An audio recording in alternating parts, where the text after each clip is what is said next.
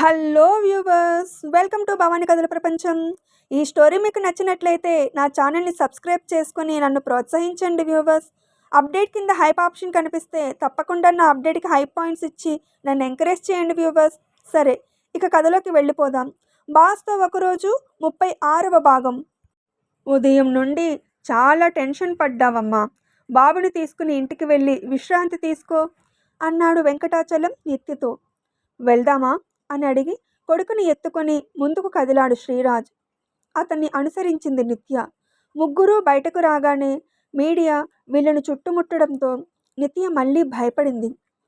ధైర్యంగా ఉండమని కళ్ళతోనే సైగ చేసి వాళ్ళు అడిగే అన్ని ప్రశ్నలను నిదానంగా విని అందరి వైపు చూస్తూ, మాకు సంబంధించిన అన్ని బ్రాంచులపై సోదాలు జరిగిన మాట వాస్తవమే. అయితే అన్ని చోట్ల క్లీన్ చిట్ వచ్చిందని చెప్పడానికి సంతోషిస్తున్నాను. అలాగే గర్వంగా కూడా ఉంది మాకు. మేము చేస్తున్నది మంచి పని అయినప్పుడు ఆ దేవుడి అండ కూడా మాకు ఎల్లప్పుడూ ఉంటుందని అనడానికి ఈ రోజుటి సంఘటనే నిదర్శనం. మేము ఏదో ఆశించాలని ఈ హాస్పిటల్ కట్టించలేదు. మా వంతు సేవ చేయాలనే ఈ కార్యక్రమం చేపట్టాము. మేం ఎలాంటి ఇల్లీగల్ బిజినెస్లు చేయడం లేదు. ప్రజలకు మంచి చేయనివ్వకుండా అడ్డుకునే వాళ్ళ పని ఇది. ఈ సోదాల వల్ల ప్రజల్లో మా గురించి ఉన్న అనుమానాలు పోయేలా లాభం చేకూరిందే కానీ మాకు వచ్చిన నష్టం ఏం లేదు అన్నాడు శ్రీరాజ్. అయితే మీ శత్రువులెవరో, ఈ పని ఎవరు చేయించారో మీకు తెలుసా అని అడిగారు విలేకరులు. లైవ్ వస్తున్న ఈ కార్యక్రమాన్ని చూస్తున్న అజయ్ వర్మ కూడా శ్రీరాజ్ ఏం చెప్తాడో అని చూస్తున్నాడు. ప్రతి రంగంలో శత్రువులు ఉండడం సహజమే కదా. అలా అని శత్రువులు అందరి గురించి తెలిసే అవకాశం లేదు కదా అన్నాడు శ్రీరాజ్. పోనీ మీకు తెలిసిన శత్రువుల గురించి చెప్పండి అని అడిగారు. నా వరకు మంచి చేసుకుపోవడమే తెలుసు. నా పని నచ్చని వాళ్ళు శత్రువులుగా మారితే వాళ్ళెవరో తెలిసే అవకాశం నాకు లేదు కదా. అయితే అది ఎవరో నాకు తెలిస్తే మీకు తప్పకుండా సమాచారం అందిస్తాను. ఇక ప్రశ్నలు చాలు అని చెప్పి భార్య బిడ్డను తీసుకుని ముందుకు కదిలి కార్ డోర్ తెరిచాడు. శ్రీరాజ్ తన పేరు చెప్పకపోవడంతో నిజంగా తెలియదేమో అనుకున్నాడు అజయ్ వర్మ ఒక్క క్షణం. మళ్ళీ అంతలోనే ఫ్రాడ్ ఫైల్స్ ఆఫీసర్స్ కనిపించలేదు అంటే శ్రీరాజ్ చేతికి దొరికే ఉంటాయి. అప్పుడు వాటిని తీసుకొచ్చిన వాళ్ళ ద్వారా విషయం తెలుసుకోవడం పెద్ద సమస్య కాదు కదా. నేనే చేశాను అని తెలిసిన మీడియా ముందు నా పేరు చెప్పనిది నాకు భయపడా లేక ఇంకేదైనా ప్లాన్ చేస్తున్నాడా అని అనుకున్నాడు. కారు హోటల్ ముందు ఆగింది. ముగ్గురు లోపలకు వెళ్ళారు. ఏం తింటావు అని అడిగాడు శ్రీరాజ్. ఏదో ఒకటి ఆర్డర్ ఇచ్చేయి అంది నార్మల్గా. ఇంకా టెన్షన్ పోలేదా అని అడిగాడు. ఉదయం నుండి అనుభవించిన భయం అంత త్వరగా పోదు. ఎక్కడా ఏ చిన్న తప్పు జరగకుండా చూసుకుంటున్నాం కాబట్టి సరిపోయింది. లేకపోతే ఈ పాటికి మన కష్టమంతా ఏమై ఉండేదో అని ఇప్పటికీ నాకు భయంగానే ఉంది అంది. దాంతో చిన్నగా నవ్వి, ఏమీ కాదు. ఏ సమస్యకైనా తప్పకుండా పరిష్కారం ఉంటుంది. నా లిబిడో సమస్యకు నువ్వెలా పరిష్కారం అయ్యావో అలా అంటూ కన్ను కొట్టాడు. సీరియస్ విషయం మాట్లాడుతుంటే ఎలాంటి టాపిక్ తీసుకొచ్చాడో అని ఉరిమి చూసింది. ఆమె చూపులు చూసి పకపకా నవ్వేస్తూ, భయపడితే భయమే మిగులుతుంది నిత్య. అలాగే మనం కూడా భయం దగ్గరే ఆగిపోతాము. అదే భయాన్ని అధిగమిస్తే ఎంతటి ఎత్తులనైనా అధిరోహించవచ్చు అన్నాడు. అవును నిజమే అన్నట్లుగా తలను ఊపింది. డిన్నర్ అయ్యి ఇంటికి వచ్చేసరికి బాబు నిద్రపోయాడు. నిత్య ఫ్రెష్ అయ్యి హాల్లో కూర్చుంది. శ్రీరాజ్ ఆమె పక్కన కూర్చోగానే, నా పేరున అన్ని కంపెనీలు ఎందుకు పెట్టావు? ఆ విషయం నాకెందుకు చెప్పలేదు అని అడిగింది. మనం హాస్పిటల్ కట్టించి తక్కువ ఫీజులతో నడిపిస్తాము అంటే ఇన్కమ్ అండ్ ఎక్స్పెండిచర్ రెండు చూపించాలి నిత్య. అందుకే నీ పేరున 3 కంపెనీలు పెట్టాను. ఎప్పటికప్పుడు నీ చేత సంతకాలు చేయించుకుంటున్న డాక్యుమెంట్స్ వాటికి సంబంధించినవే. నీకెందుకు చెప్పలేదు అంటే ఇప్పటికే హాస్పిటల్ బాధ్యతలు తలకు ఎత్తుకుని ఉక్కిరి బిక్కిరి అవుతున్నావు. ఇంకా వాటి గురించి కూడా చెప్తే అవి కూడా చూస్తాను అంటావు. అందుకే చెప్పలేదు. అలాగే వాటిని నేను కూడా పూర్తి సమయం చూసుకోవడం లేదు. ఆయా బిజినెస్లలో అనుభవం ఉన్న వాళ్లకు, నమ్మకమైన వాళ్ళకే ఆ పనులు అప్పగించాను. వారంలో ఒకసారి వెళ్ళి లెక్కలు చూస్తున్నాను అంతే అన్నాడు. దాంతో అతని భుజం మీద వాలిపోతూ, హాస్పిటల్ పని అంటే అనుకున్నంత ఈజీ కాదు నడిపించడమని ఏ రోజుకి ఆ రోజు తెలుస్తూనే ఉంది. ఇక ఈరోజు ఒకేసారి అన్ని రకాల సమస్యలు వచ్చేసరికి చాలా భయం వేసింది అంది. ఇది నేను ఊహించిన విపత్తే నిత్య. ఒకరు ఎదుగుతున్నారు అనగానే ఇలాంటివి చాలానే వస్తాయని నాకు తెలుసు. మనకు ప్రధాన శత్రువు అంటే అది అజయ్ వర్మ మాత్రమే. అందుకే ఎక్కడికక్కడ నా మనుషులను అతని చుట్టూ ఉన్న వాళ్ళలో పెట్టాను.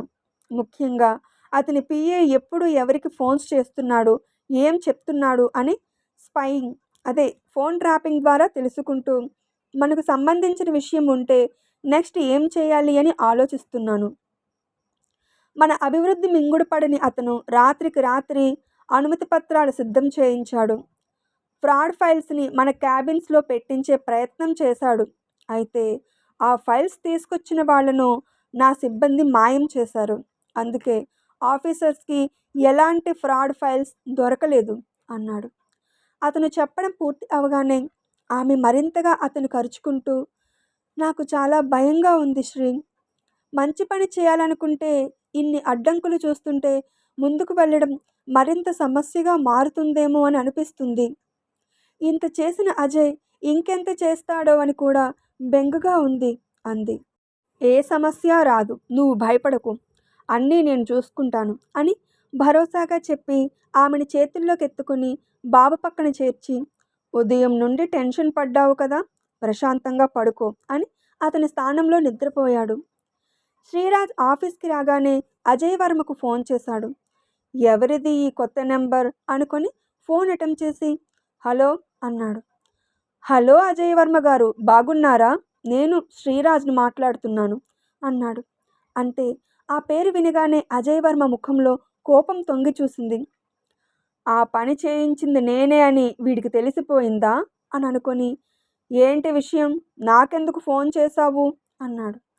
మీ అనుమానం కరెక్టే, నా మీద సోదాలు చేయించింది మీరే అని నాకు తెలుసు. అయితే ఎద్దేవా చేయడానికి కాదు, నిజానిజాలను గ్రహించమని చెప్పడానికి ఫోన్ చేశాను. నా మీద ఒక్కొక్కటిగా ఎలిగేషన్స్ తీసుకొస్తే తప్పించుకునే దారి వెతుకుతానని ఆ అవకాశం లేకుండా అన్ని అస్త్రాలను ఒకేసారి ప్రయోగించారు. ఇప్పుడు మాత్రం మీరు అనుకున్నది జరిగిందా? జరగలేదు, ఎప్పటికీ జరగదు కూడా. మిమ్మల్ని రెచ్చగొట్టాలని ఇలా అనడం లేదు. మంచి పని చేస్తున్న నా దారికి అడ్డు రావద్దు అని చెప్తున్నాను. అనవసరంగా మీ సమయాన్ని నా మీద వృధా చేసుకోవద్దు అని అంటున్నాను. మీరు చేయని మంచి నేను చేస్తున్నందుకు మీరు నన్ను అభినందించాలి. అభినందించకపోయినా పర్వాలేదు, నా పని నన్ను చేసుకోనివ్వండి. నేను మీకు ఏ రకంగానూ పోటీ కాదు. నా మాట వినకుండా మళ్ళీ ఏదైనా చేస్తే అప్పుడు కూడా మీరు బాధపడతారు. మీకు ఫోన్ చేసిన నేను మీడియాకు మీ పేరు చెప్పడానికి ఫోన్ చేయలేనా? చేయాలని అనుకుంటే ఎంత సమయం పడుతుంది చెప్పండి? అలా చేసి ఉంటే అందరి దృష్టి మీ మీద పడి ఉండేది. నిజంగా నా హాస్పిటల్ మీకు పోటీ అని జనం భావించేవాళ్ళు. అప్పుడు నేను హీరో, మీరు జీరో అయ్యుండేవాళ్ళు. అందుకే ఇకపై ఏదైనా చేస్తే మాత్రం జీరో అవకాశాన్ని మీరే ఎంచుకున్నట్లు. చెప్పింది అర్థమైందనే అనుకుంటాను. ఇక ఉంటాను అనేసి ఫోన్ పెట్టేశాడు. ఆ ఫోన్ని కూడా విసిరికొట్టి, నిన్న కాక మొన్న వచ్చినవాడు నన్ను బెదిరిస్తున్నాడు. వీడిని విడిచిపెట్టే సమస్యే లేదు. సమయం చూసి దెబ్బ కొడతాను అని అనుకున్నాడు అజయ్ వర్మ. నిత్య హాస్పిటల్కి వెళ్ళిందే కానీ నిన్నటి భయం పోలేదామెలో. ఏం జరిగినా శ్రీరాజ్ చూసుకుంటాడు అనే నమ్మకం ఉన్నా అతని ఊహకు మించి ఏమైనా జరిగితే అప్పుడు బాధపడాలి కదా. ఆ అవసరం రాకూడదు అని కోరుకుంటుంది. అప్పుడే ఆ రోజు డిశ్చార్జ్ అయి వెళ్ళిపోతున్న కొంతమంది ఈమెను వెతుక్కుంటూ క్యాబిన్ వరకు రాగానే బాయ్ వాళ్లను ఆపేశాడు.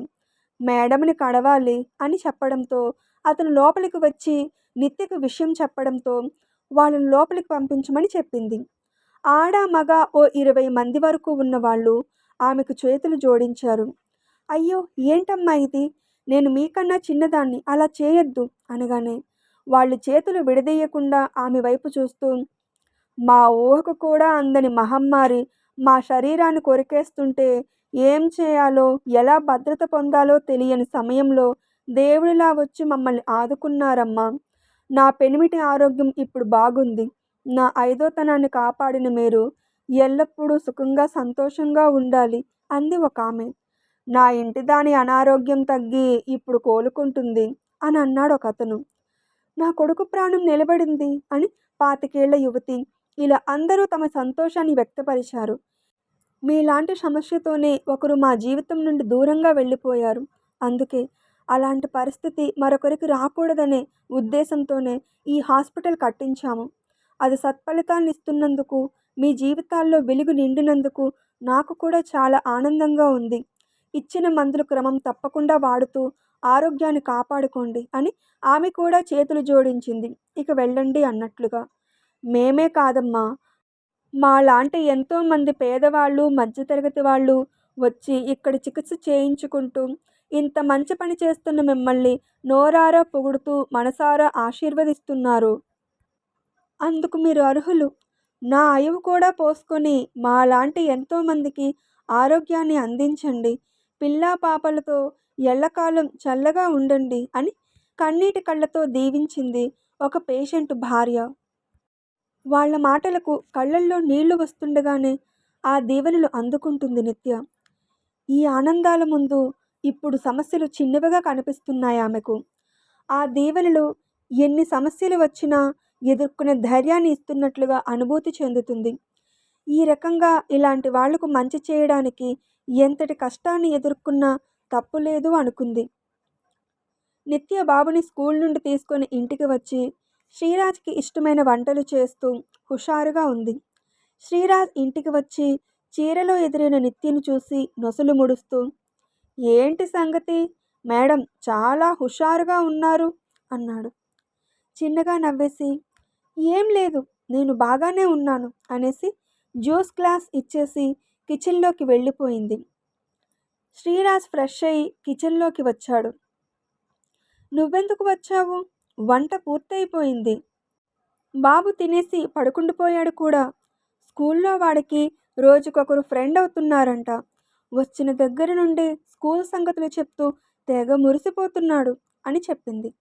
అయితే కొడుకు హుషారుని అద్దెకు తీసుకున్నావా అని అడుగుతూ డైనింగ్ దగ్గర కూర్చున్నాడు. ఇద్దరికీ వడ్డిస్తూ అలా ఏం కాదు అని ఆమె తినడానికి కూర్చుంటూ, ఈరోజు హాస్పిటల్లో ఏమైందో తెలుసా అంది. ఏదో విషయం ఉండబట్టే నువ్వు సంతోషంగా ఉన్నావని అర్థమైందిలే, విషయమేంటో చెప్పు అన్నాడు తింటూ. దాంతో పేషెంట్స్ తాలూకా అటెండెన్స్ అన్న మాటలన్నీ పొల్లు పోకుండా చెప్తూ ఆ ఆనందాన్ని కళ్ళల్లో చూపిస్తూ, ఇంతమంది జీవితాల్లో వెలుగు నింపుతున్నందుకు నాకు చాలా చాలా సంతోషంగా ఉంది తెలుసా అంది. ఆమె మోములో వెలుగు చూసి అతను కూడా మురిసిపోతూ, అందుకే కదా నువ్వే ఈ మంచి ఆలోచన చేశావు, సో క్రెడిట్ అంతా నీదే అన్నాడు. నీది నాది ఏంటి, మనది అంది. నిన్న బెంగ, ఈరోజు సంతోషం, నీకు ఏది వచ్చినా తట్టుకోలేం అన్నాడు తినేసి హ్యాండ్ వాష్ చేసుకొని హాల్లో కూర్చుంటూ. ఆమె కూడా అతని పక్కన కూర్చుంటూ, నేనెంత ఎగ్జైట్ అవుతూ చెప్తున్నాను, నీలో ఆ సంతోషం అస్సలు కనిపించడం లేదు అంది మూతి ముడుచుకుంటూ. ఆమెను ఒడిలోకి లాక్కొని వదనంపై అమరిన కురులను చెవుల వెనక్కి నెట్టి బుగ్గను చిన్నగా గిల్లి, నేను కూడా సంతోషంగా ఉన్నాను అంటూ ఆమె నడుం వంపు మీద చేయి వేసి చిన్నగా నొక్కాడు. ఎంతసేపు అదే ధ్యాస అంది. ఆమె నడుంని ఇంకా తడుముతూ, నిన్న మూడ్ బాగోలేదని విసిగించలేదు, ఈరోజు అన్నింటి కోటా వసూలు చేసే తీరాలి అన్నాడు. కోటా లేదు వాటా లేదు అంటూ అతని చేతిని విసిరికొట్టి అతని ఒడిలో నుండి లేచి ఎదురుగా నిలబడుతూ, నేను చెప్పే విషయం వినే ఓపిక తీరిక లేవు కానీ ఏదో వసూలు చేస్తాడంట అంది అతన్ని వేడెక్కిస్తూ. నన్ను రెచ్చగొడితే తర్వాత పర్యవసానాలను నువ్వు తట్టుకోలేవు అన్నాడు బెదిరిస్తున్నట్లు. పర్యవసానాలు తట్టుకోవడానికి నేను అసలు నీకు దొరకాలి కదా అని హాల్లో ఉన్న ఫర్నిచర్ని అడ్డం పెట్టుకొని పిల్లోలను, బాబు ఆడుకునే బొమ్మలను అతని మీదకు విసిరేస్తూ అటూ ఇటూ పరుగులు పెడుతూ అతన్ని కూడా పెట్టిస్తుంది. రాక్షసి, నిన్ను క్షమించనే కూడదు అనుకొని కుర్చీలు సోఫా మీద నుండి దుముకుతూ ఆమెను అందుకోబోతుంటే అతనికి దొరకకుండా కౌగిలికి చిక్కకుండా వంగుతున్నట్లు వెనక్కు వాలినట్లు కదులుతూ పారిపోతూ, నన్ను పట్టుకోలేవు అని వెక్కిరిస్తుంది. అవునా, అన్నట్లుగా చూసి మరింత వేగంగా కదిలేసరికి ఉక్రోషంతో ఉన్నాడు. దొరికితే అంతే అనుకొని హాల్‌లో నుండి బాల్కనీలోకి వెళ్ళి గోడ పక్కన దాక్కుని అతను అటుగా రాగానే హాల్ వైపు పరుగుపెట్టి తన గదిలోకి వెళ్ళిపోవడానికి వేగంగా కదులుతుంటే అతను ఆమెను చేరిపోతున్నాడని మళ్ళీ హాల్లోకే పారిపోయి సోఫా వెనుక నిలిచి ఆయాసంతో ఒగరుస్తూనే కిలకిలా నవ్వుతూ పట్టుకోలేకపోయావు కదా! ఓడిపోయానని ఒప్పుకో చెంతకు వస్తాను అంది. ఆహా! అని దీర్ఘం తీసి ఆమె వైపు పరుగుపెట్టి కాలు మెలబడి అమాంతం నేలమీద పడిపోయాడు. అప్పటి వరకు నవ్వుతున్న ఆమె కంగారుగా అతన్ని చేరుకొని శ్రీ శ్రీ ఏమైంది? ఒకసారి నన్ను చూడని అని విలవిల్లాడుతుంటే ఆమెను నేల మీదకు జారబరిచినట్లుగా తోసి ఆమె మీద అడ్డుగా చేరిపోయి ఎలా చెంతకు రప్పించానో చూశావా? అని కళ్ళెగరేశాడు. అప్పటి వరకు పరుగు పట్టడం వల్ల ఆయాసంతో రొప్పుతూ నుదుటిని చేరిన ముంగురులు చెమటకు తడిచి విజయగర్వంతో మెరుస్తున్న కళ్ళతో మణుదేలిన గడ్డంతో దరహాసంతో విచ్చుకున్న పెదవులు అతని అందాన్ని పెంచుతుంటే కొన్ని క్షణాలు అతన్ని చూస్తూ ఉండిపోయి అంతలోనే ఈ లోకంలోకి వచ్చినట్లుగా అయ్యి ఉక్రోషంగా చూస్తూ ఇది చీటింగ్, నీకు దెబ్బ తగిలిందనుకుని నేనొచ్చాను, నువ్వైతే నన్ను పట్టుకోలేకపోయావు కదా అంది. ఆవేశంతో కాదు ఆలోచనతో అతివను అమాంతం ఆక్రమించుకోవాలి అంటూ నడుం దగ్గర పైటను పక్కకు జరిపి వంపుపై గిల్లాడు. అమ్మా అని అక్కడ తడుముకొని ఎంత గట్టిగా గిల్లావో నొప్పెడుతుంది అంది. నీ నొప్పి నేను తగ్గిస్తాను అంటూ అటుగా వాలి గిల్లిన చోట మీసాల గాయాలు తెలిసేలా ముద్దాడాడు. అక్కడితో ఆగకుండా ఆ చేతిని అలా అలా పైపైకి పోనిస్తున్నాడు. రే ఏం చేస్తున్నావు? నట్టింట్లో ఏంటిది? గదిలోకి వెళ్దాం పదా అంది. మొదలెట్టిందెవరు అంటూ ఆమెను ముద్దుల్లో ముంచెత్తుతున్నాడు. అయ్యో ఆగు అని ఆమె అతని వదనాన్ని తన నుండి దూరం చేయడానికి తోస్తుంది కానీ ఆమె వల్ల కావడం లేదు. మేలుముసుగు లాంటి పైటను తప్పించి జాకెట్ మీద నుండే ఆమె ఎత్తులను తడుముతూ పంటిగాట్లు పెడుతూ అల్లరి మొదలు పెట్టేశాడు. అతన్ని విసురుగా దూరం నెట్టి ఆమె పక్కకు తిరిగిపోయి లేచి గదివైపు పరుగు అందుకోగానే ఎక్కడికే వెళ్తావు అంటూ ఆమెను ఒడిసి పట్టుకొని సోఫాలోకి చేర్చి ఆమె మీదకు వాలిపోయాడు. ఇక్కడ వద్దు గదిలోకి పద అంది. అక్కడ ఓకే అయితే ఇక్కడ కూడా ఓకేనే, ఈ ఫ్లాట్ అంతా మనదే కదా అంటూ అతని చేతులతో బరువెక్కిన అందాలను బిగికౌగిల్లో బంధించి మరీ జాకెట్ హుక్స్ తప్పించి ఎత్తులపై యుద్ధం ప్రకటించాడు. అతని చర్యలకు పరవశంలో మునిగిపోతూ అతని తలను ఎదకు మరింతగా అదుముకుంటుంది. ఆమెలోని అలజడిని అతని చేతులతో మరింతగా పెంచుతున్నాడు. శ్రీ ఇక్కడ వద్దు అని అనాలని అనుకుంటుంది కానీ ఆమె నోటు నుండి పదాలు బయటకు రావడం లేదు. అంతలా ఆమెను ప్రణయకేలిలో మమేకం చేస్తున్నాడు. ఇద్దరి మధ్యలో అడ్డులను తొలగించి ఆమెను పూర్తిగా ఆక్రమించుకున్నాడు. నీ మాట నీదే కానీ నా మాట వినవు కదా అంది అతని వేగానికి కదులుతూ. కావాలనే నన్ను రెచ్చగొట్టడానికే చీర కట్టుకొని అక్కడ వద్దు ఇక్కడ వద్దు అంటే ఊరుకుంటానా అన్నాడు ఆమెలో వేగంగా కదులుతూ. నిన్ను టెంప్ట్ చేయాలని నేనేం చీర కట్టుకోలేదు. నువ్విలా మాట్లాడితే ఇకపై ఇంట్లో ఉండేటప్పుడు చీరలు అస్సలు కట్టను అంది. అమ్మమ్మ కట్టుకోకపోతే ఎలా చెప్పు? చీరలో నీ అందం రెట్టింపు అవుతుంది డార్లింగ్ అన్నాడు ఆమె ఎత్తులను హింస పెడుతూ. పొగుడుతూనే హింస పెడతావు, ఇక చాలు అంది. చాలదు, నాకింకా కావాలి అంటూ ఆమెను మరింతగా అతనికి అదుముకుంటున్నాడు. సోదాలు, క్లీన్ చిట్, మీడియా ప్రశ్నా జవాబులు అన్నీ సత్య హాస్పిటల్కి ఖర్చులేని ప్రచారంగా పరిణమించి నాణ్యత బాగుందని, సక్సెస్ రేట్ పెరుగుతుందని ఇన్సూరెన్స్ ఇంకా క్రెడిట్ పేషెంట్స్ కూడా ఈ హాస్పిటల్కే మొగ్గు చూపిస్తున్నారు. దాంతో హాస్పిటల్లో పేషెంట్స్ తాకిడి రోజురోజుకు పెరుగుతుంది. ఎప్పటికప్పుడు సత్య హాస్పిటల్ గురించి తెలుస్తుంటే అజయ్ వర్మ కోపం పెరిగిపోతుంది. నా కళ్ళ ముందే హాస్పిటల్ పెట్టి వార్తల్లోకెక్కి అందరి దృష్టిని ఆకర్షించాడు. నాకు నష్టాలు తీసుకువస్తున్నాడు. అంతలా ఆలోచించి అన్ని వైపులా వాడికి చెక్ పెట్టాననుకుంటే బిజినెస్ తెలివి చూపించి ఆ రోజు చిక్కలేదు వాడు. వాడిని పాతాళానికి తొక్కేసి ముఖానికి మసిపూసి పరువు పోయేలా వార్తల్లోకి ఎక్కించాలి అనుకుంటే అందనంత ఎత్తుకి ఆకాశానికి ఎక్కిపోతున్నాడు. ఇలాగే వదిలేస్తే నా బ్రాంచులన్నీ మూసుకోవాలి. ఇక వీడిని వదలకూడదు. లేదంటే వీడిలాంటి వాళ్ళు ఇంకా ఇంకా పుట్టుకొస్తారు. వీడిని ఏదో ఒకటి చేసే తీరాలి. నా వాళ్ళలోనే ఎవరో రాయబారులున్నట్లున్నారు. అందుకే నేనేం చేసినా కొత్త వాళ్ళతో చెప్పి చేయించుకోవాలి అనుకొని తన ఫోన్ నుండి కాకుండా స్టాఫ్ ఫోన్ నుండి ఫోన్ చేసి శ్రీరాజ్ భార్యాపిల్లల గురించి వివరాలు కావాలి అని అనుచరులకు పని అప్పగించి శ్రీరాజును తలుచుకొని ఈవిల్ స్మైల్ చేస్తూ, నేను చేయబోయే దాడిలో నువ్వు బ్రతికి ఉంటే కదా నన్ను ఎక్స్పోజ్ చేయడానికి. ఈసారి నీకు ఏ అవకాశాన్ని ఇవ్వను అని అనుకున్నాడు అజయ్ వర్మ. నిత్య కోసం పార్కుల్లో, పబ్బుల్లో, రోడ్ల మీద ఇంకా వెతుకుతూనే ఉన్నాడు అభయ్. ఇంకా ఉంది. అజయ్ ఏం ప్లాన్ చేయబోతున్నాడు? అభయ్కి నిత్య గురించి తెలుస్తుందా? తెలిస్తే ఏం చేస్తాడు? శ్రీరాజ్ అజయ్ ప్లాన్ని తెలుసుకోగలడా? తన కుటుంబాన్ని రక్షించుకుంటాడా? ఏం జరుగుతుందో తదుపరి భాగంలో విని తెలుసుకుందాం. స్టోరీ నచ్చితే కామెంట్ చేసి అప్డేట్కి లైక్ కొట్టి షేర్ చేయండి వ్యూవర్స్. అప్పుడే నా స్టోరీ ఎక్కువ మందికి చేరుతుంది. అలాగే అప్డేట్ విన్న అందరూ నా ఛానల్ని సబ్స్క్రైబ్ చేసుకొని నన్ను ప్రోత్సహించండి వ్యూవర్స్. అప్డేట్ కింద హైప్ ఆప్షన్ కనిపిస్తే తప్పకుండా నా అప్డేట్కి హైప్ పాయింట్స్ ఇచ్చి నా స్టోరీని ఎంకరేజ్ చేయండి వ్యూవర్స్. సరే, మరో స్టోరీ అప్డేట్తో మళ్ళీ మీ ముందుకు వస్తాను. అప్పటి వరకు సెలవు. Thanks for watching my videos.